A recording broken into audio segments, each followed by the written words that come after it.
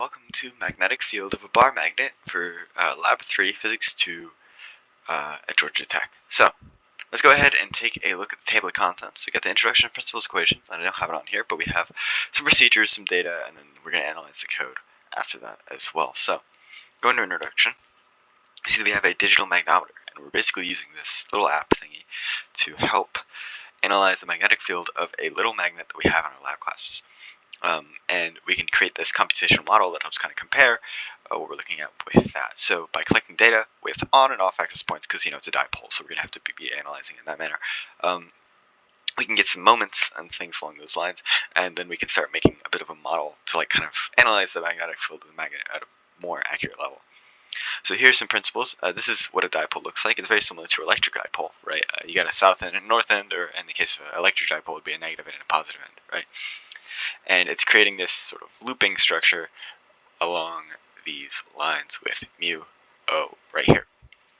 This is the formula for magnetic field, and this is particularly the formula when considering the on and off axis things. So similarly to an electric dipole, the on axis is going to be proportional to 2 over the distance cubed, and this is going to be over 1 negative to the distance cubed. Since it's magnitude, it's not really doing that. So yeah, anyways, you can see that as well. So the procedure is a little bit complicated, but basically you're going to want to get the phone app. You're going to get a compass, get true north and east and west. Excuse me.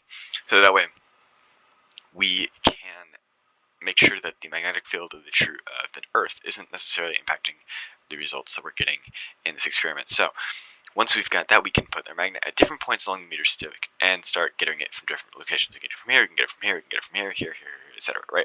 Once we get these positions, we can start getting more data that can help us get a little bit more of an accurate model. And you can read a little bit more about what exactly that would look like right here. So if you're doing all that, this is the data that we get, right? From different distances and different strengths, we can get what distances those certain strengths are attributed to, right? So, for example, at R120, we have 24.5 centimeters, 23.5 centimeters, and 24 centimeters in these respective directions, right? And these are for parallel, this is for perpendicular, right? And you can start getting a little bit more of an accurate model with these things acquired right here. See, this is the perpendicular model, so this is a magnet, this is a phone, so you can kind of help get that analysis there. In terms of our computational model that we started creating, right, we have our code. So here it is. We got our physical constants, 1e to the negative 7. That's just our km, basically, or whatever you'd call it. We get our magnet. All this stuff is just so we can create objects. This is the formula. So k, the km over 2, right? All these things that kind of help analyze that code. Once we get to that, we can get to b scale, just very simple things, and this is the observation location. So this is a lot of just like setup code. It's not necessarily impacting this stuff at all. This is the main meat right here, right? B, etc. You're calculating B based off the location, and this is the B-axis. This is the R-axis. This is like getting those on-axis codes analyzed. And if we move on to the next code, it's a perpendicular code, so it's a little bit different, right? So you don't have that that 2 proportional thing. It's a little bit different, right? And then you get the perpendicular distances, all the different ones. And you get the visualization 45 degrees off axis. So you get these guys right here at the, if you remember from here, it's this 45 degrees off axis guy. And then you can eventually start getting these arrows. And what you end up getting is this right here, which is pretty cool. So you're able to kind of visualize in a lot more accurate manner what the magnetic field of this magnet looks like based off of the data that we calculated.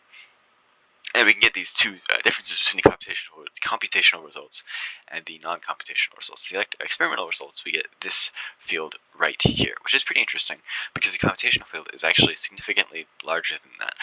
So the assumption that I would presume is that the app in and of itself is not accurate enough to track what the actual magnetic field is of the magnet, whereas a simulation might be able to get a little bit more of an accurate response.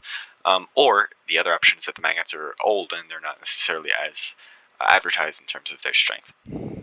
Discussion questions. This question is basically saying, what if we didn't orient it with the North Pole? Well, if we knew the exact angle it was from the polar north, we could technically still do the math to compensate for the strength of the magnet alone. But the reasoning is just to do the ease of calculations when we align it with perfect north. And if we were to stick two identical magnets together, since they're actually stuck together, the like weird dipole math actually wouldn't happen in between it. It would just serve itself as a larger dipole, which would be pretty interesting to like see. But that's the main premise of that discussion question. So it'd be a little bit stronger from the presumption. Anyways, thank you so much for watching, and I hope you have a good day.